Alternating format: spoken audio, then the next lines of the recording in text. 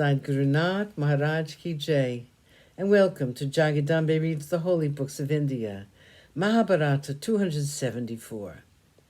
As you may remember, Yudhishthira said that Krishna was going to answer Dhritarashtra. He has heard the message, whether I should fight after this message from my uncle, or whether I should fight because of this message, should be decided by him. All my actions so far have been sanctioned by him. I've never done anything which has not had his approval. His disapproval means so much to me. Now he must decide my future. I abandon all Dharma and fall at his feet. He is my refuge. He will man the boat of life to the shores. I'm not in the least worried about anything so long as Krishna is with me. Krishna was touched by these words of Yudhishthira. He was as angry as thunder when he heard the words of Sanjaya. He now spoke words full of wisdom and sense. He said, Sanjaya, my first wish is the welfare of the Pandavas.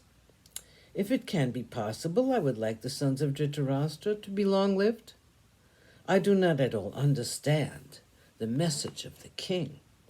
Why does he attribute all the sins to his poor nephew, knowing full well where the blame has to be laid? You have followed the career of the Pandavas. You have seen everything. You know everything. You know how much patience Yudhishthira has exercised all these years. He did it because he was righteous. And out of the blue comes this message from your king. Yudhishthira could have killed the Kauravas long ago. We asked him to, but he thought that it would not be right. And for that, the king blames him. Has the king lost his sense because of his extreme worry about his sons? You know about the dharma of a kshatriya. Kshatriya should punish the breaker of law. Kshatriyas should punish thieves and those who covet the wealth of others. This is the duty of a kshatriya. And according to that, Yudhishthira should punish the sons of Dhritarashtra. This king of yours has no right to talk about dharma to Yudhishthira, the image of dharma. It is impertinence. It is an insult to our king. Your king is as much a thief as his sons, since he encouraged the robbery and enjoyed the fruits of the robbery all these years. Even now we are not enamored of the idea of fighting.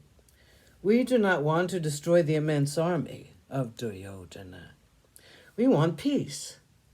If our king Yudhishthira gets his kingdom back, all our preparations for war will be at once cancelled. You must go back to your king and tell him all that happened here.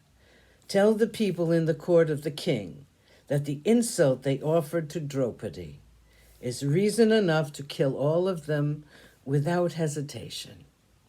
Tell Radeya that the words he spoke to Draupadi when she was standing in the Kaurava court are not forgotten by Arjuna. They are keeping him awake at night.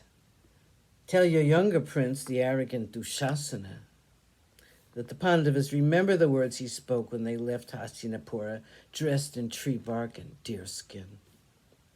He called Bhima cow. Bhima remembers it. He is thirsty for the blood of that man. Tell Duryodhana that waking or sleeping, Bhima can just see one thing, the plump thigh of Duryodhana. He has not even for a moment forgotten it. Sanjaya, you know all that happened, and yet you bring us this message from your king. Nakula has not forgotten Uluka, and neither has our Sahadeva forgotten the crafty Shakuni and his crooked smile when he told Yudhishthira, you still have Draupadi. It is too well known to the world, or else I would begin at the beginning and recount the atrocities perpetrated by your king and his sons. Sadhguru Nanak Maharaj Ki Jai. Thank you for coming. I hope you come again.